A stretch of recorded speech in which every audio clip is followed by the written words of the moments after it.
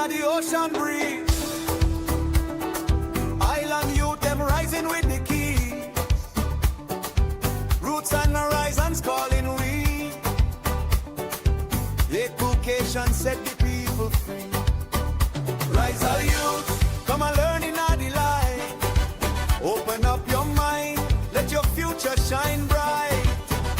Rise our boats, from the sea to the sun. Roots and horizons, every daughter, every son. We want the people come reason with we, reason with we, reason with we. Lift up this knowledge as you reason with we in a this irie.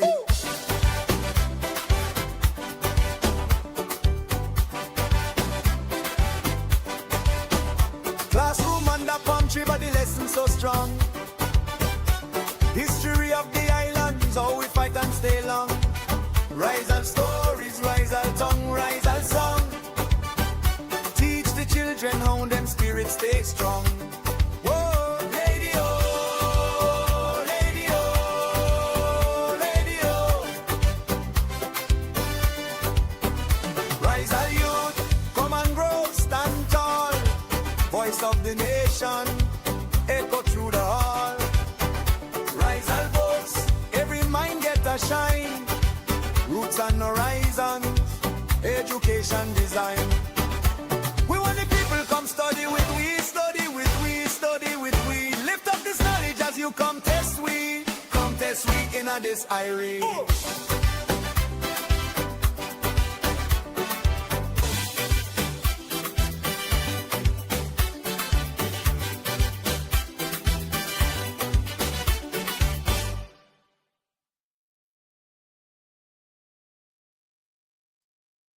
Good evening, everyone. Once more to Roots and Horizons, Raizales Education. Welcome, everyone. Welcome those listening to us in our archipelago, and welcome as well to those abroad, and everyone listening as well on our radio station. So it's very nice to say that we are as well live on Facebook, YouTube, and as well on our radio station. Thanks everyone for watching us and listening to us.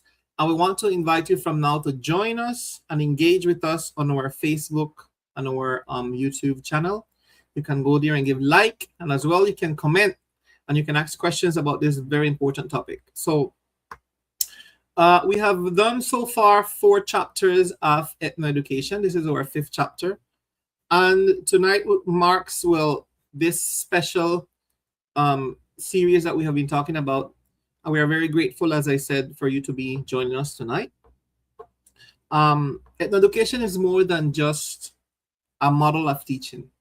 When we speak about ethno-education, it is a way of preserving the memory, tradition, values, spirituality, and ancestral knowledge of a community or a people. So when we're talking about ethno-education, it's something very important for any community or any people. If you are from Africa, any country in Africa, for example, I know we have some African teachers listening to us. Thank you for listening to us, or different teachers from different regions in Africa. We have some from Zimbabwe, from Kenya, from Ghana. And we have a Jamaican teacher as well listening to us. And sometime we'd like to invite you all to join us and tell us about this culture, this rich culture of yours, and how it can enrich as well the Raizales people. So education, as I was saying, is more than just a model of teaching. It's a way of preserving the memory of a community, of a people, right? And tonight our conversation will go around this topic again. It's a very important topic because we want to continue exploring how this topic of ethno-education can influence our Raizales education. We will watch a video and we will discuss about this video about ethno-education. It will be in Spanish, and then we will stop in the video and translate in some parts. And we will discuss the importance of ethno-education. We have Mr. Jairo Rodriguez with us as well. Welcome, Mr. Jairo Rodriguez. Hello, Dr. Siegfried, and our listeners tonight. To be here again, and let's start this topic of ethno-education. Thank you. I am hearing you a bit far, Hiram. Okay. Yes, I can hear you better there now. Yes, so I don't know if you want us to jump right away in the topic and show the video. We have a nice video that we want to watch, and then we can discuss about the video. What you think? Yes. Go.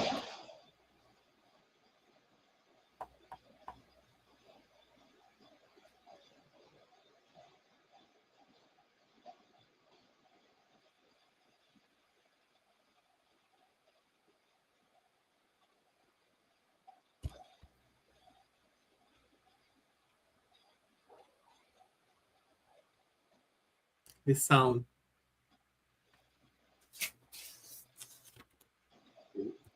Sound in? No, the sound. The sound is off. Yeah.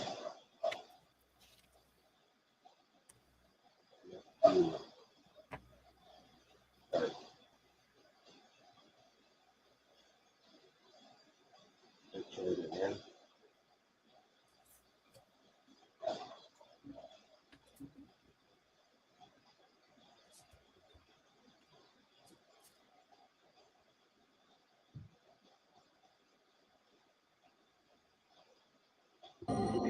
Hiji lakini kwa tabehi gwati kama fino fatu te ha tiati kone ati be gwati kama to pe ati be petto fe nakene fu ramune kan ibe tambare me kenno na dia fe hedi betati atana ne mana bha goli he o he beta uno beta ka fini he tine gole kano kon be ati kone be ma kiti be di kamati pa gole.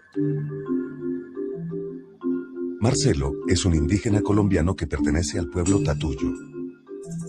Y como esta etnia, hay más de 80 en nuestro país, entre pueblos indígenas, comunidades afrocolombianas, Palenque, Raizales, comunidad Rom, quienes hablan 60 idiomas diferentes.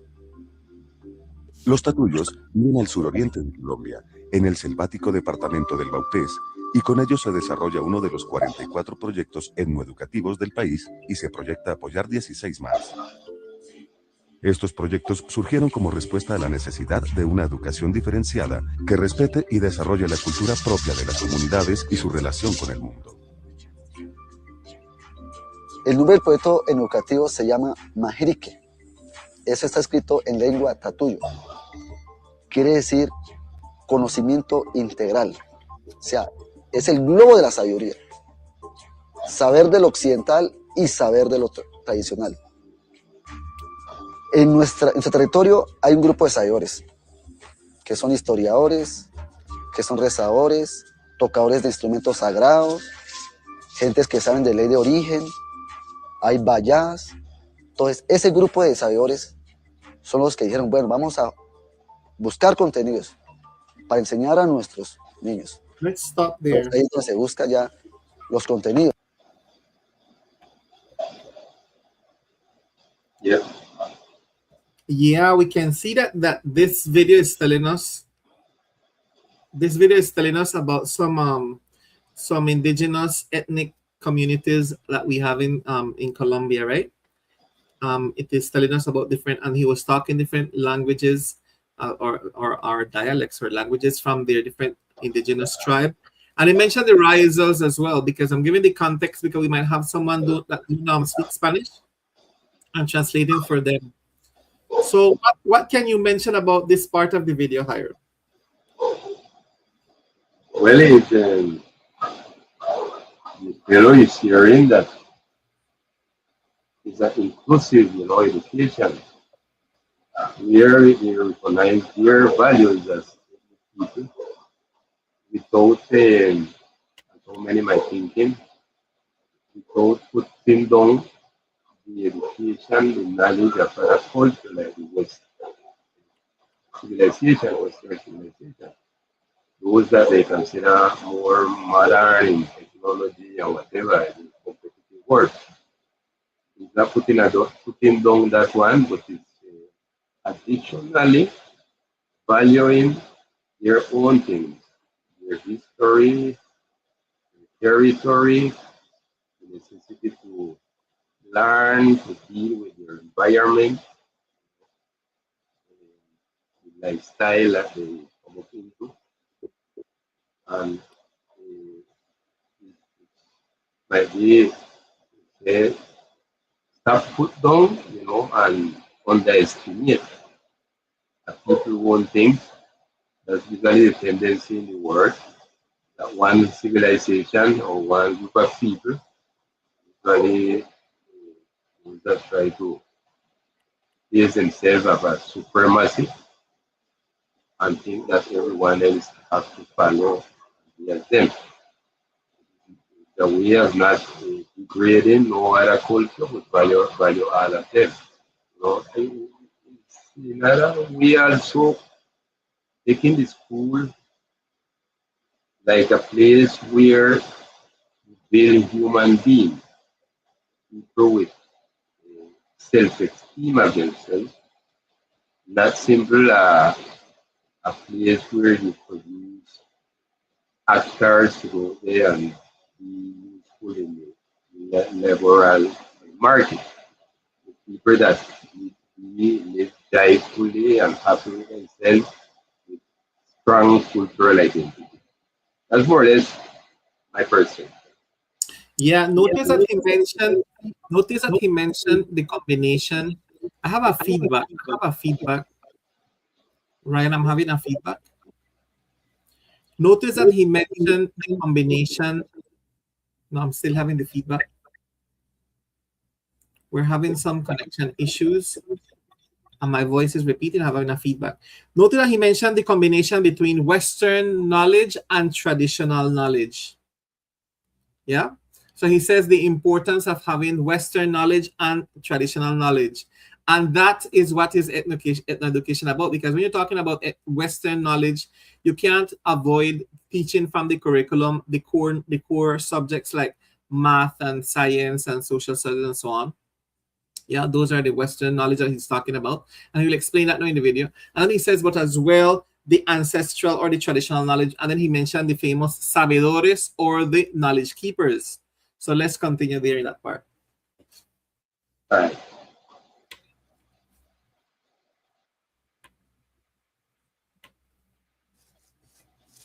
No sound. No sound. Educadores.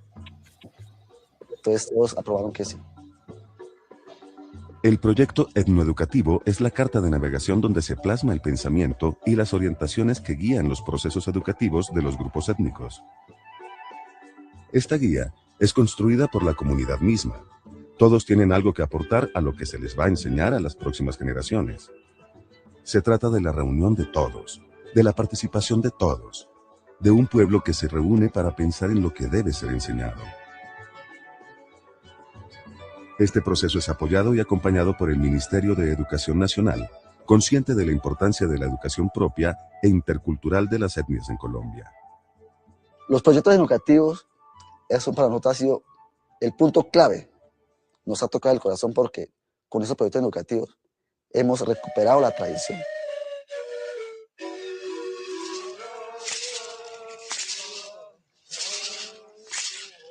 Entonces los niños no tienen un aula específico, no. Tienen varias aulas. Los ríos, las chagras, la naturaleza. Estas son las aulas del niño. Cuando se implementa este proyecto educativo, se ha visto un avance muy importante en los estudiantes. Primero, muchos niños ya saben danzar. Muchos niños ya saben tocar el carrizo. Muchos niños ya identifican clases de plantas. Muchos niños ya conocen clases de ríos. Eso es el avance que hemos tenido nosotros. El pensamiento ancestral tiene una gran importancia en la etnoeducación. Su valor es determinado por la misma comunidad y adquiere para todas un nuevo sentido al ser parte del proceso de aprendizaje de los niños, niñas y jóvenes. Las prácticas que hemos visto eran vistas como cosas del pasado. Ahora forman parte de lo que se enseña a los niños. El conocimiento siempre ha estado ahí con la gente que lo siente propio. Las rutas pedagógicas de este proceso educativo son: los sabedores enseñan toda la parte de la tradición, la parte cultural. Los papás se encargan de enseñarles a ellos a trabajar, a pescar, a cazar, a observar cómo va a ser el trabajo de ellos en la casa, a empezar a tejer los instrumentos de cocina. Los educadores complementan lo occidental como las matemáticas, el pensamiento matemático, y complementan con algunas investigaciones que hacen los sabedores para profundizar el tema. La conservación de la naturaleza se hace a través de calendario ecológico, el calendario tradicional. Entonces, ¿cómo conservan? Rezando, danzando, pronosticando, respetando el calendario tradicional, respetando el invierno, respetando el verano, respetando la época de la tumba de la chagra, respetando la subienda de los peces. Bueno, estas actividades se conserva la naturaleza. La naturaleza en este momento está muy enferma. Si no nos ayudan a conservar la naturaleza, se va a morir la naturaleza y nos va a morir nosotros. Porque la naturaleza es la vida. Estamos muriendo lentamente. It says something, so many things important, right? It says, for example, that education becomes stronger when it reflects the voice and experiences of the people themselves. And I like the part where he says that nature are the classrooms. So why are we talking about this higher up? Because many people might not be in context. We're talking about the ethno-education, and I want you to tell them a little bit about the decree and the law. Let's repeat that little part, please. You mean about the decree coming out now by the educators? Yeah, correct. We treated in the previous program a bill of law that prepared Congress in Colombia.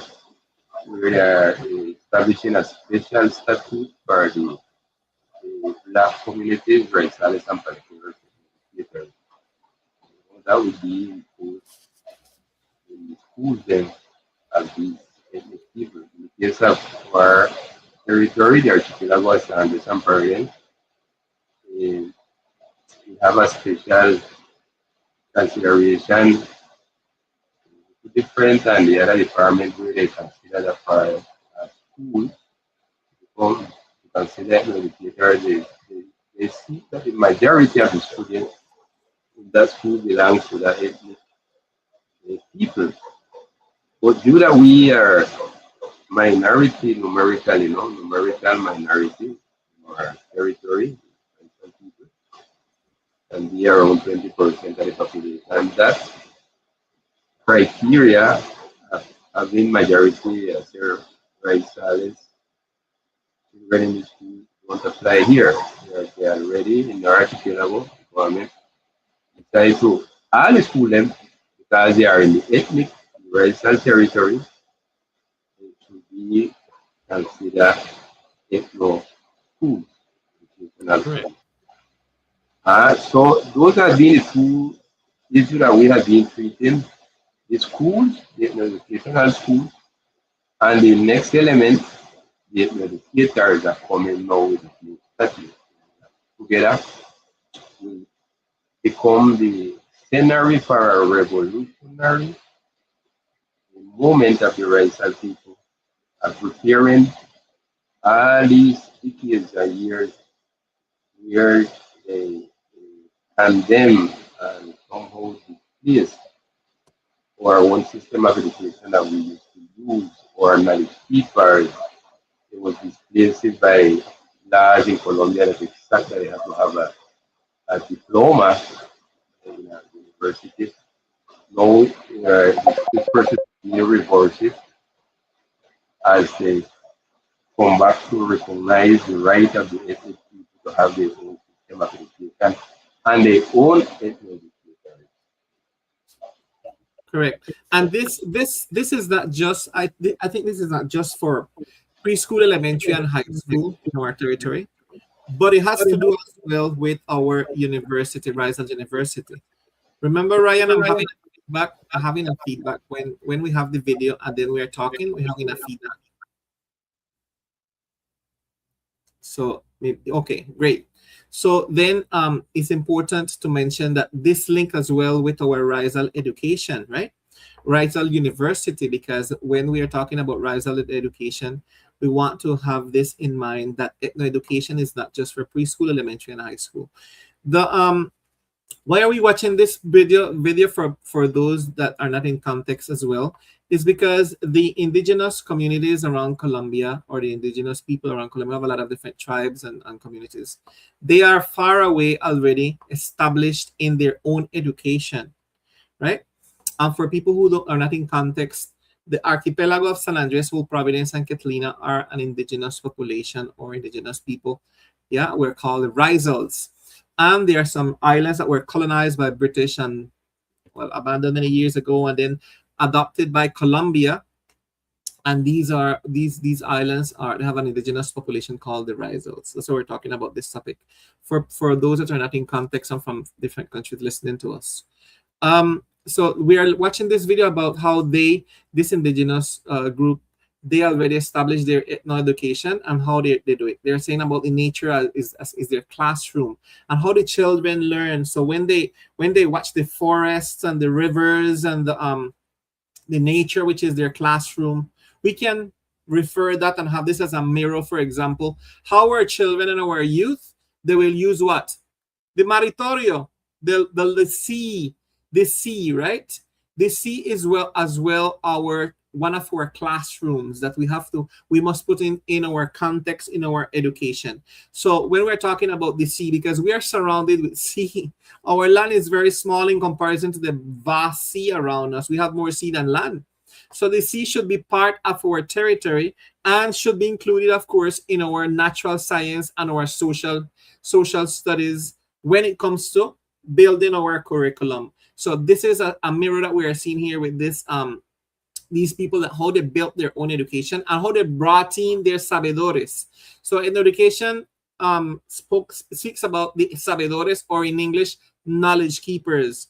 Who are the knowledge keepers? We're talking about parents, we're talking about grandparents, we're talking about all the elders, we're talking about spiritual leaders and different people that have the tradition and the roots, right, higher, that can bring in all their knowledge into our education. Yes, very important. Think on the school behind the four walls, It's a more interesting and attractive moment for the kids to get them to have a live experience with the surroundings, the place where they live, and not to be locked up in a classroom in four walls. Imagine everything that they are saying out there in front of them, and usually imagine other geographical places and elements that are not according to their own daily life. So what that do is prepare somebody to take them out of their own place and prepare them in other things and not to live, interact.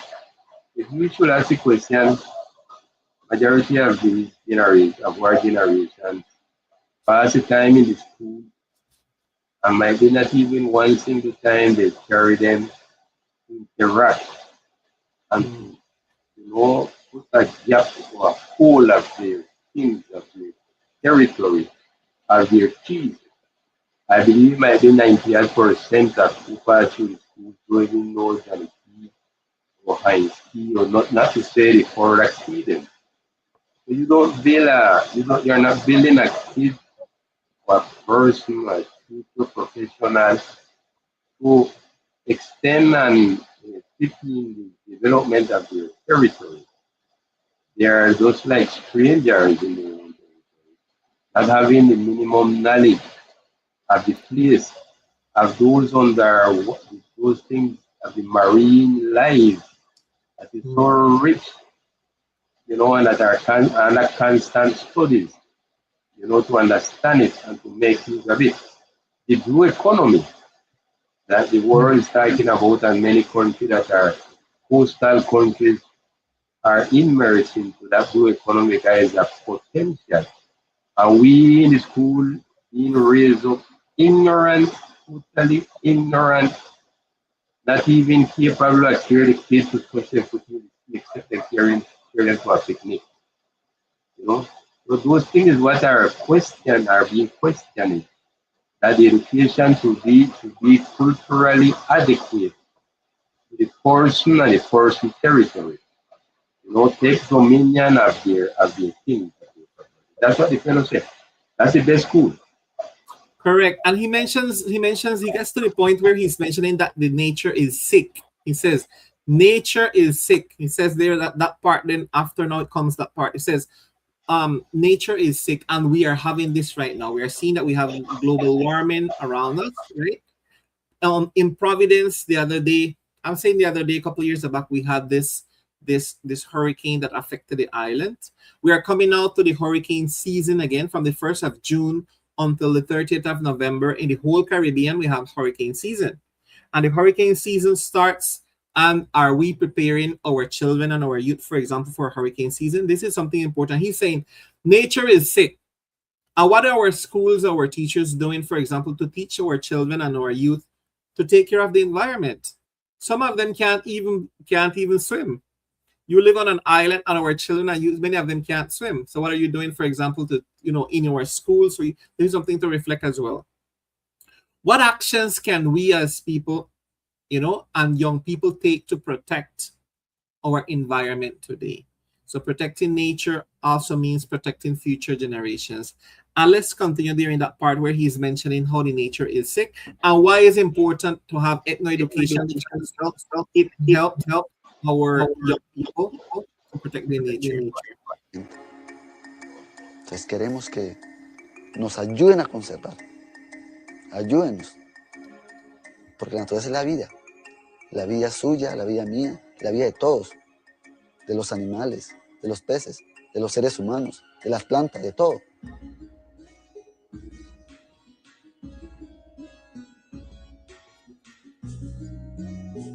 Los proyectos etnoeducativos aseguran un futuro para la cultura de los grupos étnicos de Colombia. Se está preservando un conocimiento, fortaleciendo. Lo que trae como consecuencia es la conservación del territorio en el que viven. Una cosa y otra son inseparables para los indígenas colombianos, quienes desde siempre han tenido una relación activa con la naturaleza. Una relación que no destruye, que parte del conocimiento para asegurar la conservación y la permanencia del mundo y de la vida. Voy a hablar en 6 idiomas indígenas de las 23. Para darle este mensaje: ayúdenos a conservar la naturaleza. En Tatuyo, Hanat Tinemoña, muy Hanaset, todo Hanat Tinemoña. En Bará, el grupo Guaymaján, Hane Titamuña, Hane Titamuña. En Carapana, Hane Yaya, Hane Cana, a Titamuña. A Titamuña, Catro, Maror, Manigana. En Tucano, gente de tierra. Betamuña, Sane. Añuse, miate, cansanero, bate. Betamuña, musa, betamusa, y a Manu, añuno, ni la semana. En Yuruti, y Sane, Titamuña, a tierra y sacacatia, te maquineo, ya te. Macatita Muna, Nuka, Manini Petira, Dia Petia, Sura, Manini, Dia Petenia, a Teñuno Manini, en Carapana. Hane, a tiere, a Titamuña, Mahane, Haina. A Tomena Pum Hane, a Timahana Criminal Pum Hane, Hane, a Titamuña, Kaor Manina, Mahane, Haina.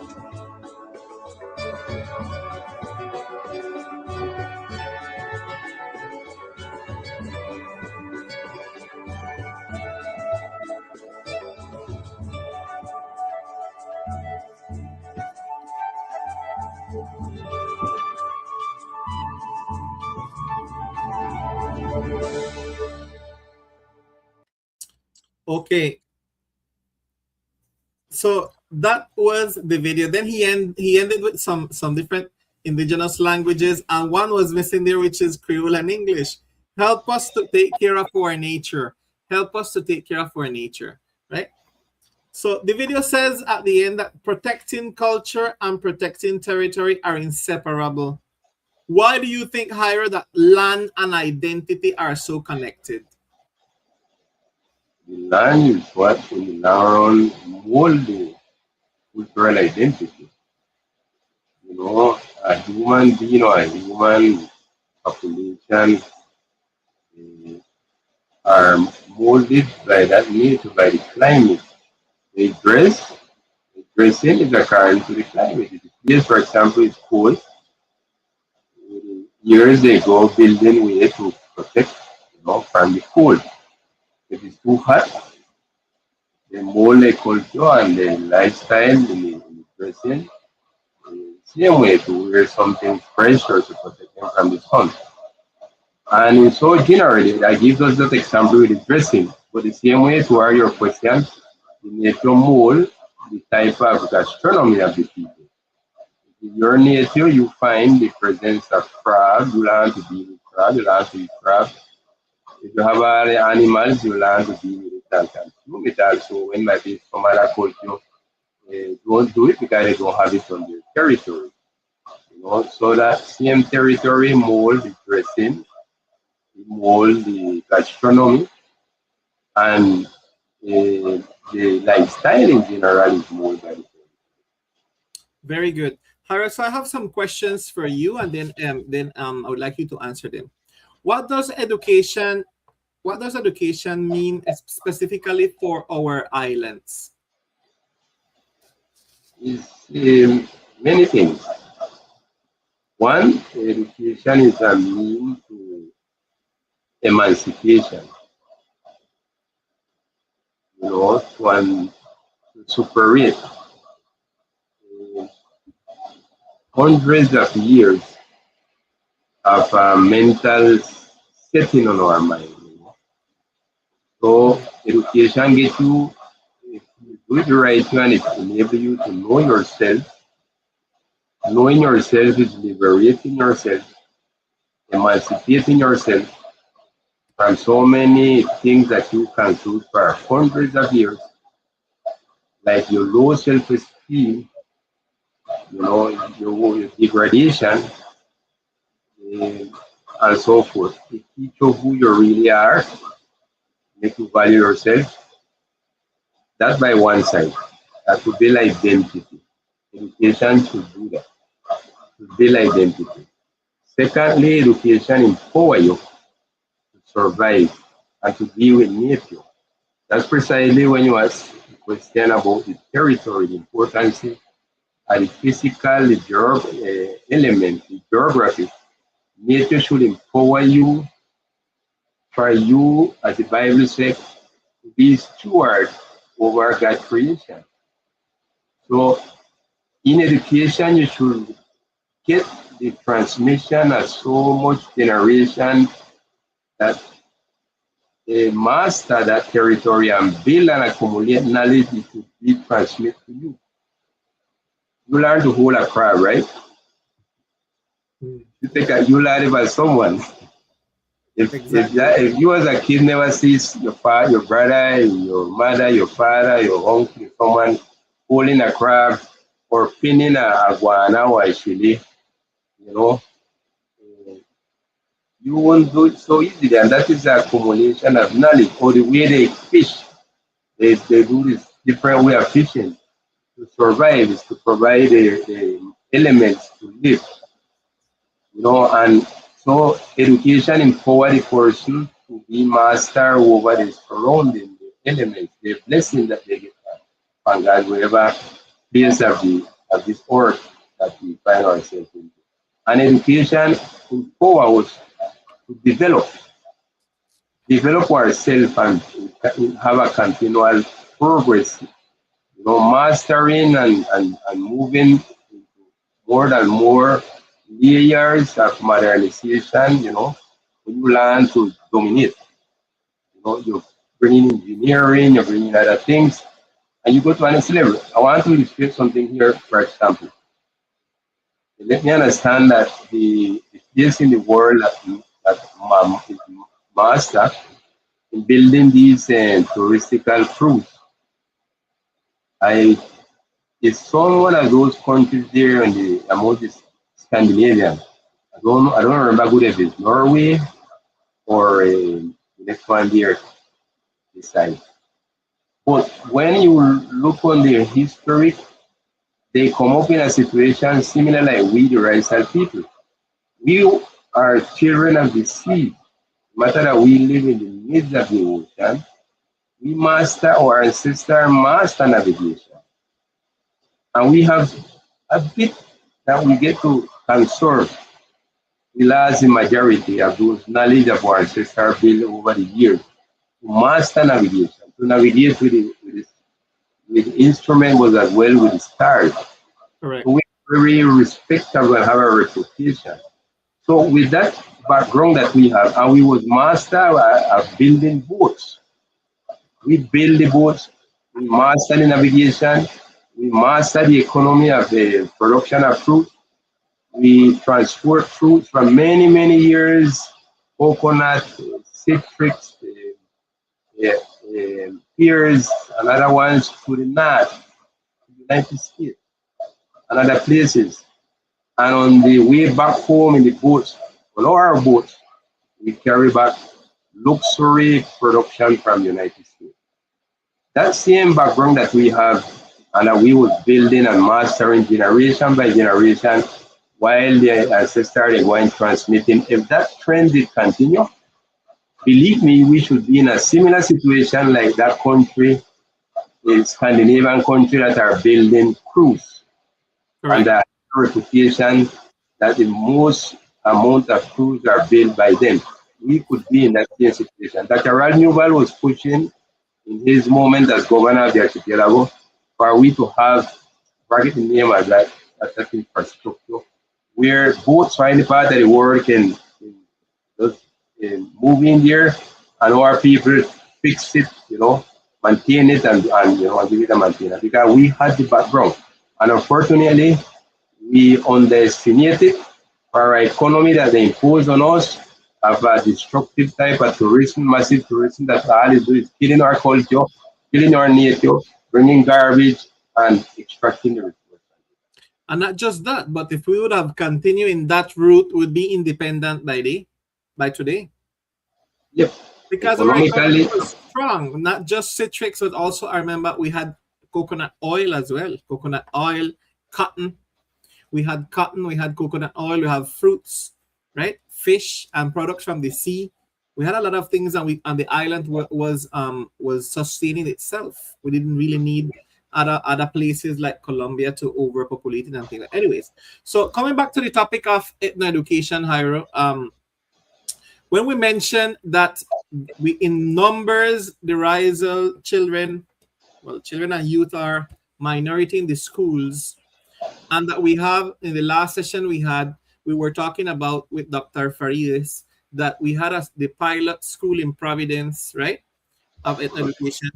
Then how do you think, well, we have to ask this to the Secretary of Education, I guess, but how do you think we could do, like, for example, that for all the schools in San Andres become ethno-education if the children and teenagers are not Raizals? Next week, Wednesday, today precisely, I was up by the government offices looking to get information on someone, Last week, we invited the Secretary of Education and we finally did Palenqueros and apparently to technical issues. And we are insisting to have someone there from the office. We know that they're there in the process. They're going towards that Ethno-Education School over the island. And they are building right now with the schools, what we talked about last week, the PEC, PEC, the Plan Educativo, I think it's Comunitario, that is replacing the PEI. Correct. Plan Educativo Institucional. And that Plan Educativo Comunitario is part of the process towards Ethno-Educational School. Yep. And that they have to, those like all the video that we just don't see with people there that will explain how they build together, what they want. With every member of the community can have a saying there, what they consider to be part in the school. It's the same process with that text. So, with the what they call in Spanish the comunidad educativa, of that school, surrounded the actors that interact with it, have the input to help build the content, of what should be taught at the school. Valuing, as we keep saying, our lifestyle, our way of surviving, or type of, all the expression, even the tangible, the cultural heritage, like the same language and other things. Those are the sabedores that have to be involved in this PEC, Proyecto Educativo Comunitario.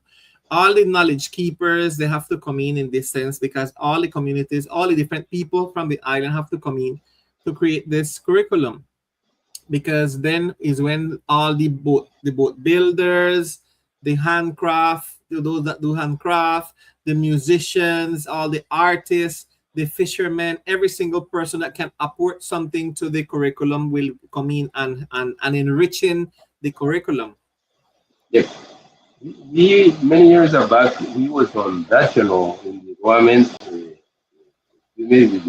even as example, the government of Dr. Raizales was a moment when we had our eyes upon all this thing that we're talking about 26 years back, and we had the clarity that those things were necessary. And all these practices that our ancestors had, we have to value them and pass it to our children. That has been one of our failure to underestimate, the values of what we have. And you don't transmit it to your kids, and you don't push in to deliver or pass to them other things, And nothing is wrong to pass to them other things and for another culture, but these as yours. If you was a man that know to climb coconut tree or fox coconut, and that was your, teach them it. That don't mean say you are destinating them to be that, but teach them that. That even carries something else apart from the knowledge of that. It carry the message of a working man. Teach them to dignify themselves by the love and the understanding that the culture work. Okay? That is fundamental. It carry much message. It carry the transmission of the culture. It carry a message of teaching them to work. You take other cultures, for example, Dr. Silver, you take those that are in our territory living in us, like for example, the Syro Lebanese. Man, if their business and their economy is to have a store there selling clothes or selling shoes or selling perfume, they take their kids and involve them, get behind the counter and learn what they know to do. That are not saying that. And they speak their language. That's very important. Sure. They Value their language, value their religion, etc. Everything they give it the value and of it. And that don't mean say they are not preparing their kids to be an engineer, a lawyer, or somebody that go and travel to the moon or whatever. No, but give them the basic first that they pass to you. Equip them. Because I remember a scientist from Colombia. I read very far, I forget his name right now, and he's an Afro. And he was explaining once that the CHISPA that carried him to make an important discovery in science was something that he was playing with some type of animal from his neighborhood in his childhood time. And we know that you are have a doctorate and you know what is the science and the method of science. But the key element is observation. Observe. You observe your surrounding, you analyze, you conclude things. And if you are a good observer, you become a good scientist. And you observe the minimum element of nature. What this fellow that discovered is the law of gravity. And what was his CHISPA? You say an apple that dropped in his head, sitting on a tree, and he started to think why the apple never move up and why it come down. And he started to build, and he like him is a magnetic attraction there in the center of the earth or whatever. And today, how much things in science don't build up at a simple discovery and observation. So don't underestimate your interaction with nature. Nature is an inspiration, and nature is the perfect creation of God. And God will reveal and you will learn many secrets and small little details from the nature, from the creation. And it's not just nature, not just the underestimation of nature, but as well underestimation of your culture, because we know that we have the overpopulation and the culture erosion. People came into the territory and teaching our kids and our teenagers that what they speak doesn't have any value. They say, we don't speak that, don't speak that, I don't speak that, I don't like that, or they speak that, and just discriminating our children and youth because they speak Creole or they speak in a different way. But people listen to us tonight. You have to teach your children to love and speak their language. That's their mother tongue. Don't feel ashamed to speak Creole, but as well, you must encourage them to learn English. That's something important because we are a lingual island. So we're imposed. The Spanish was imposed. Creole is our first tongue. English is our second tongue because it was the mother tongue from England, our colonizer, and then we impose the Spanish was imposed. So important for you to encourage our children to learn Creole, talk to them in Creole, and encourage them to learn, of course, standard English, which because they will defend themselves out in the world and in university and wherever they go with standard English, which is important. So you must learn to love your culture and express it to your children and show the love to your children. Don't be speaking only Spanish to your children, or if you speak Creole, why talking Creole Spanish to your children?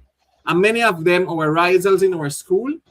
That's what we're talking about. The schools, they are loaded with Raizales and they don't want to talk Creole or English. And they are Raizales and they don't speak our language. So what can we do, Jairo, to start to encourage parents about the Ethno-Education program? Yeah, it's this type of program that we are having and this conversation that come up, and if we continue the trend and push and debate, the government have to play a more active role, in getting this over to the parents. We are doing the work from the Raizal authority that we know the importance and the revolutionary element or meaning of education. And we are here trying to get over to the whole Raizal population, parents, students, professionals.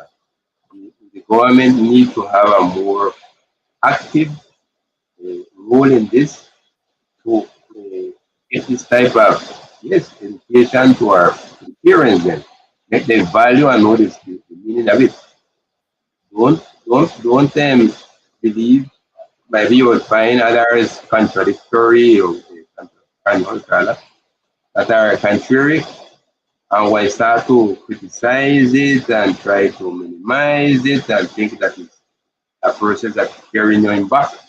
Because sometimes you find people that are just thinking on the, as we're talking about that education and the schools should be to produce those people to insert in the liberal market, but it should prepare a human being with dignity and with self-esteem, and a cultural identity. That's what we are saying here to the parents here. We continue to say that they are promoting to improve the education, not to replace what they are being receiving already. They will be same way skillful in maths, skillful in technology, skillful in computers, skillful in science, but additionally, they will get something that will grab away from us, is that cultural part. Our parents were saying, for example, on Facebook comment, were saying, for example, that do you believe that my child learning to dance chatis or talking Creole will be a good medic, a good doctor? And of course, we can say yes. If your child loves his or her roots, we will have them coming back to the island and not stay in the mainland, working in the mainland. They will go back to the island to attend their people because they will love their culture.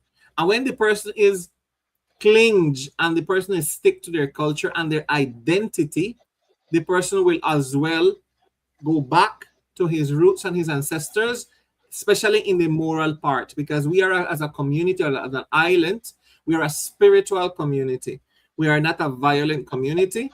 We don't know what is to be involved in robbery and different things that's going on right now in our territory. So when you teach your child or your children the roots of our ancestors, yes, to keep our values and our tradition, then they will not go into delinquency. Because where the delinquent is farming? At home. The delinquent is farming at home. The bandit is farming at home without you noticing it. So all these boys and girls out there, bad boys and bad girls out there, they are farming at home without you noticing it, parent. So you are the faulted one in part. Yes, they are leaving the kids them with all real values. Don't Correct. produce machine to produce money. No, we are not saying stop from building competitive professional and careers. We will strive to be more and more competitive, but as the human part of it, as the human part. Don't look on it like a machine. That is the crisis that we have in that Exactly. country. It's corrupted, something that they are the only thing they can see is money. They look on you as if they say they study doctor, and they look on you as a patient, but they're looking where the money is more than value, and they have to have a balance. That's what we're talking about, more human being, more lovely and more concern. We have some more video here. I have an extra one here from Europe. I don't Sure, want go to ahead. read it here. Go ahead, please. We apologize. Much of it, good part of it, that we talk in French and other things, but we show also a next moment, just like how we showed this one video a while ago from Colombia. These values of the cultural issues in education is worldwide. You know, they take it. This one is somewhere I think in Belgium, and where they have international students here from other places of the world, where they give the importance to each one. People that came here from Asia, from other spots to this place in Belgium, and they give the importance when to the culture and the heritage. You know, and you hear the kids talking and sharing their own uh, cultural heritage.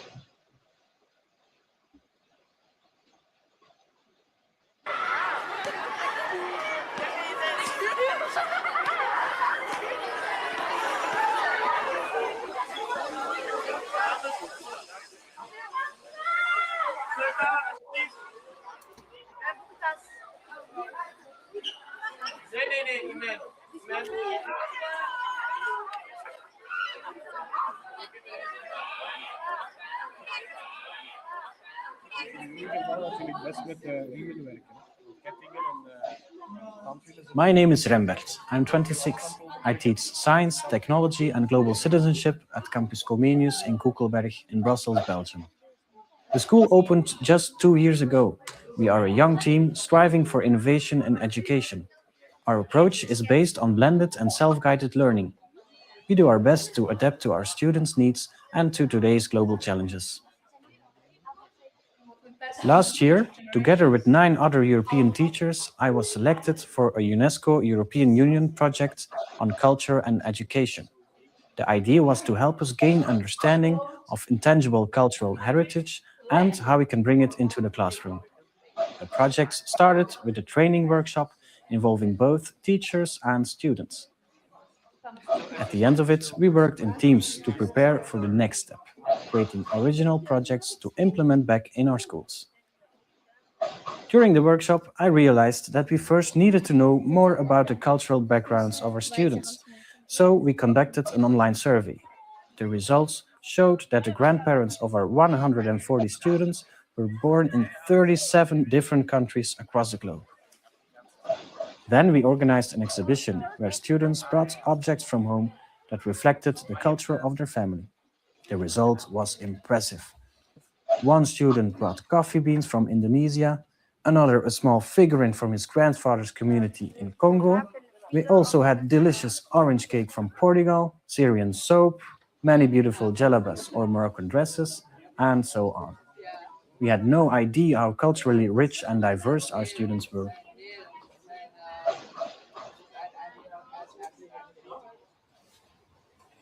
Hallo, ik ben Jael en ik heb dit boek meegebracht omdat mijn grootouders en mijn vader van Mons komen. Dat ligt in België. En dat is een heel groot feest dat zich bevindt op de Grote Markt. En er is ook dit, dat is een stok met een scherppunter aan en dan dood Saint-Georges de draak. Zo. Oui. Je m'appelle Clovis. Aujourd'hui, j'ai ramené une kora. Une kora, c'est un instrument qui vient du pays de mon père, le Togo. Et on peut en jouer comme ça. Je m'appelle Nour. Aujourd'hui, j'ai ramené une djellaba qui vient de Oujda. Ma maman et toute sa famille viennent aussi de Oujda.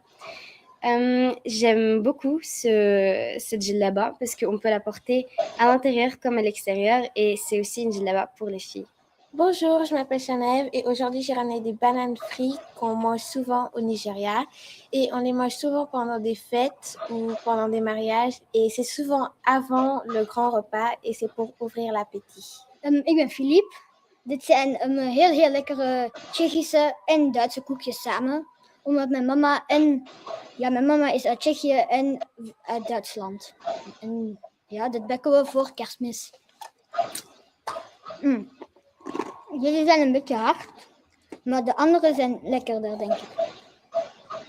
Ja, deze is lekkerder. My name is Maori and I'm 12. For the exhibition organized at our school, I chose some samples of my grandfather's hanga printing. Hanga is an ancient Japanese printing technique that uses creative drawings, wood blocks and different types of ink. I really like it. Every month my grandfather sends us hanga calendars. He makes around 50 of those each month for his family and friends. I have two favorites, one representing a rowing competition and another one of me wearing swimming goggles while cooking. I feel very close to my grandfather even though he lives in Japan, some 6,000 miles away from here. His calendars make me think of him, his hands, his gestures, his presence. These calendars have become his own way to keep us all bound together as a family, as we now all live in different cities across the globe. It keeps us connected to Japanese culture, which is very important to him and to us.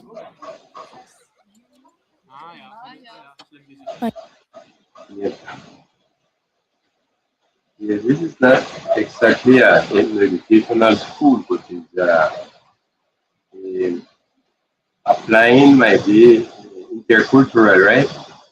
Correct. More intercultural because you're talking about a place here in Belgium with students that tell us from over 17 different states, something like that.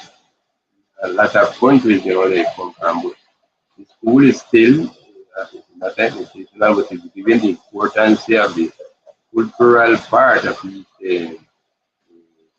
student here, to value the culture, the heritage. So if it was a school in an ethnic territory, well, with more reason, they would stretch more and they would go more further to those cultural values and interact with the territory, to make clarity here. In small population or small places, higher, in small places, cultural heritage must be imposed in public education. For example, in the Cayman Islands, the public schools that are in the island and in the territory is a very small island, as you all know. And the Cayman Islands have public and private school like all the different countries in the world, right? But then the public schools, they have the imposition of the cultural heritage for every single person.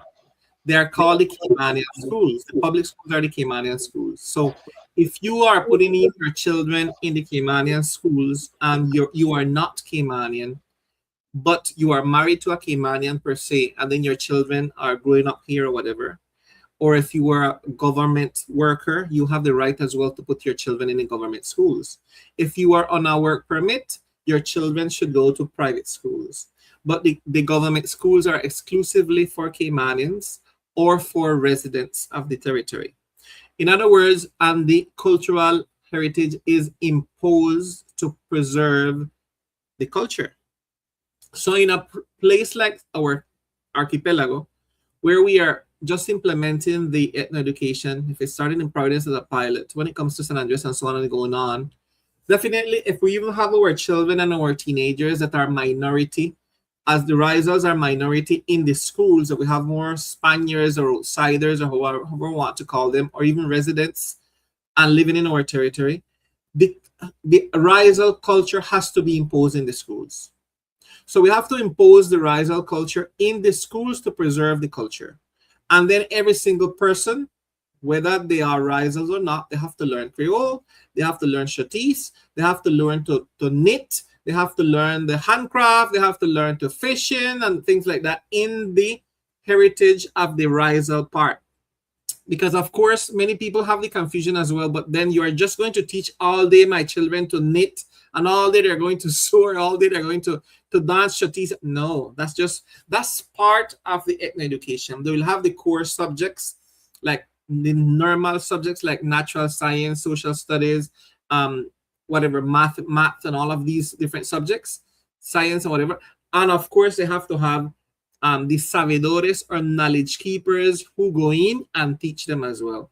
And something that we can mention, Jairo, as well, which is like an announcement, in our radio, we'll have a section for elders.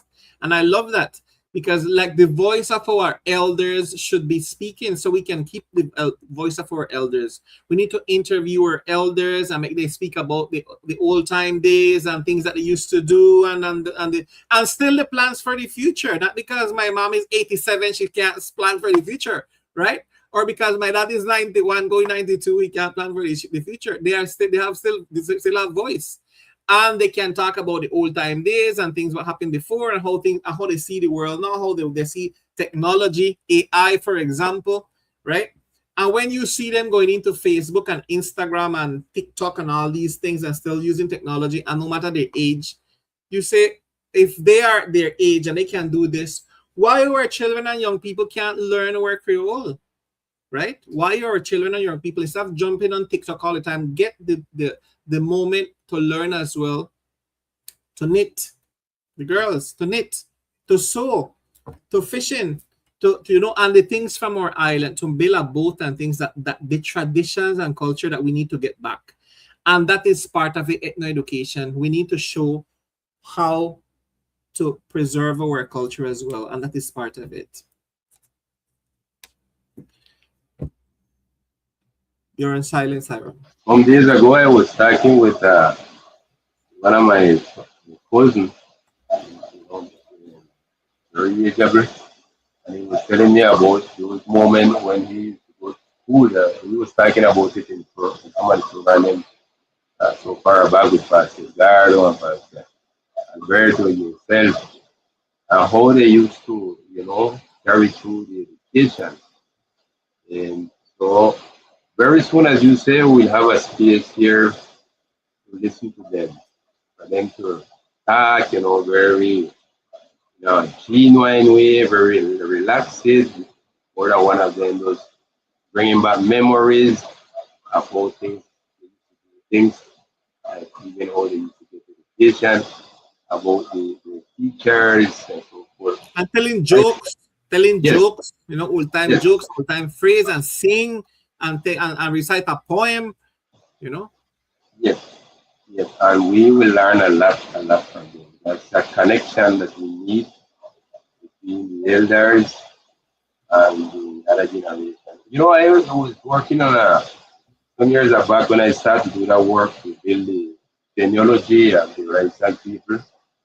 I started to systematize it, interviewing people over the whole island. I used to, in the evening, just go out and visit one of those elders and pass a good time with them. Hours. Like here's something along with me, and we sit down and we eat, and they enjoy it to have that visit, and I enjoy it. But when I smile, I love to be with people, adults and elders. And something that's a secret. Over and over, while I was visiting those elders, when hours come and the children came back from work, they find me right by the house, you know. I used to go to many hours with them. And in more than one, so many occasions, this thing happened to me. They come, they heal, they listen to me, interviewing the elders, talking, you know, very friendly, and I getting up my information. And they come and they say, but Papa or Mama or Grandfather, how it is you giving all those things to this man, and you never say to him on time, and he's so interested. You know? More than one reclaim I hear, they come, they say that to me, and the elder will reply and say, "Ono don't want to sit with me. Ono don't interested to sit with me." And this fellow got a whole week coming and visiting me, and you know, and sharing, and I enjoying to share with him, and him enjoying. And he said, "Oh no, enjoy it." You know? So that happens. So our program coming up soon. And the Nancy story, the Nancy stories, and the old time stories, the ghost stories, and all those stories from old time days is important. For example, because as well we can have a mixture of both Providence people and San Andres people, because you know we have some stories from Providence that many people from San Andres don't know, and some stories from San Andres that many people from Providence don't know, because our islands are three, but they are separate as well.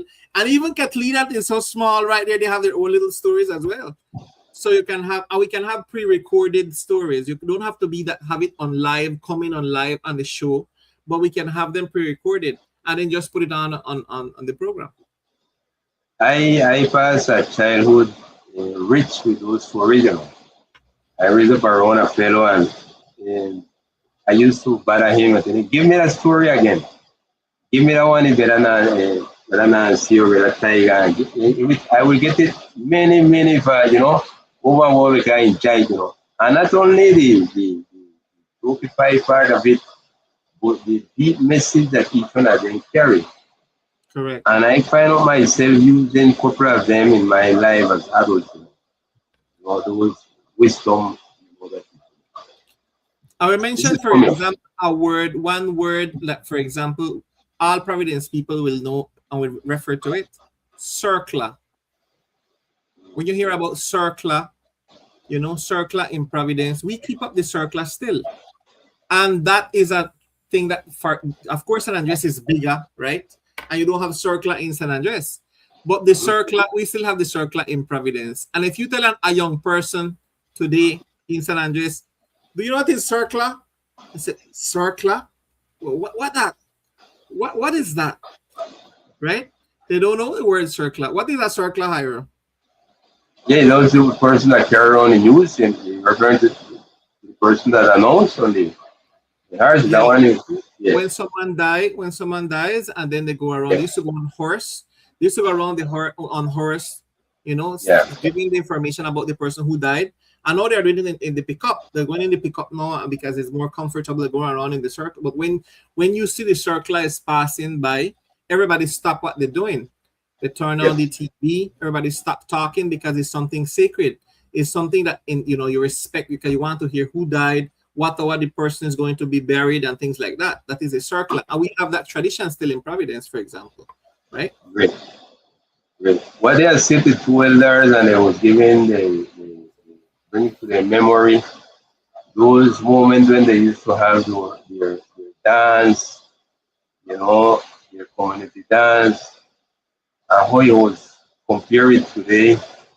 Always it was so joyful, you know, peaceful, you know, good memories. They say, for example, they would take a walk from, like to say, south part of the island to the next extreme, peacefully without no problem, and, you know, walk. Yes. To that party, come back. And in the dance, my grandmother used to say, "No scrubbing, no scrubbing." Lorena Taylor, she used to say, "No scrubbing, no scrubbing." Yeah, all those things is necessary. They share all those music. Some of those music, some of the young ones never still playing much, you know, but they give us the story where they get from, they brought it from, you know. It's a rich history to tell. And this media that we have would serve, connect people, connect generations, and preserve our cultural identity. Very excited, waiting to see that moment to have that first transmission of that program with our elders. And one will be also with the youth. Yes. Don't want them talking between themselves, in there, freely. And in Spanish or English or Creole or yes, whatever. really. Yes. Really, we have to, the adults and elders have to listen carefully to them, because they are receiving messages not only by words, but by what they are seeing. And they are building their feelings and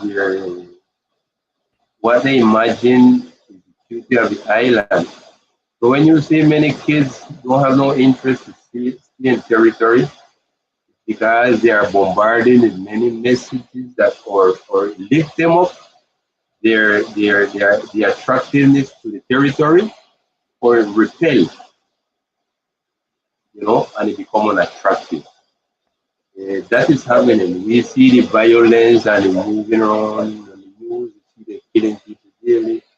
And those messages are getting to our kids. If we don't sit down and talk to them, building a type of, emotional connection with the territory. For our generation, I remember when we go to study to college in Colombia continent or other regions where we was eager when time vacation coming to go back home, and we was eager to done study to go back home and to live and to work home. I did take the interview that I made some years back to a group of children, and I surprised that none of them wanted to remain on the territory. 100% of them had expectation to leave. But of course, Hyra, one of the causes overpopulation and lack of opportunities for many of them, because they say, why should I go back if I go back and can't get a job? Yes, totally. So we want to hear them talk too. We want to hear the group talking about themselves, about many topics, what they do freely, they like, and what they, their conversation. And we will be very attentive. Correct. So unfortunately, we have come to the end of this program. It was very nice to discuss about this important topic of ethno-education. I want to encourage you to join us again next Wednesday at 8:30, Roots and Horizons, Raizales Education, in another chapter. We will check to see what is going to be the topic, if it's going to be about ethno-education or what we'll be talking about, Hyra. So we will inform that with time, right? All right. So, yeah, so good night to everyone.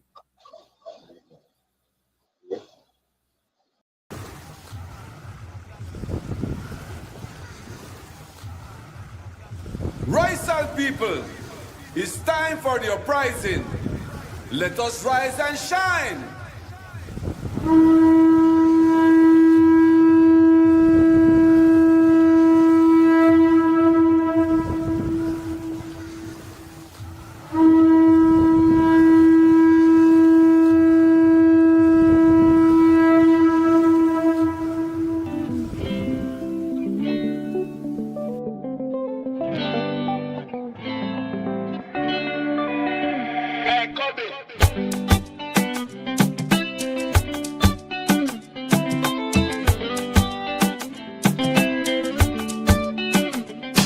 When things go wrong, as they sometimes will, when you feel like giving up, as you trot over the hill, when you feel like smiling, but your heart feels so thrilly, yeah.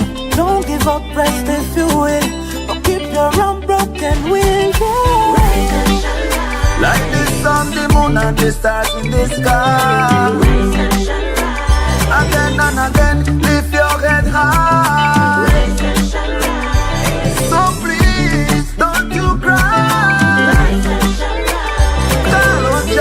He will satisfy. Once again, me say rise, I shall rise. When no have time to cry, everything will be fine. What we stand strong, it's time to move on. We are gonna reach to the stars, to the moon, to the sun. This is something we want to know if you understand. Rise and people give thanks to the Almighty One. Cause all of the grown are singing song. Rise and shine, so shall sing in a this a song. Rise and shine light. Where there is light, there will be hope.